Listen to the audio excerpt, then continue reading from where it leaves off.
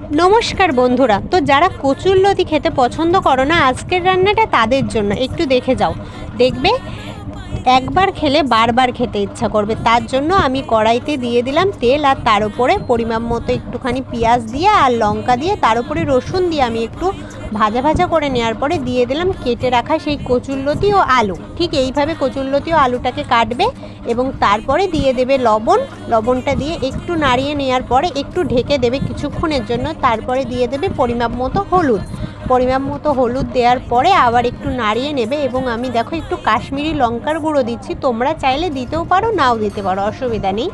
তারপরে দিয়ে দেবে এখানে সর্ষে বাটা, সর্ষেটা পরিমাপ মতো সর্ষে নেবে, নিয়ে সেটাকে ভালো করে বেটে নিয়ে এর মধ্যে এটাকে দিয়ে দেবে।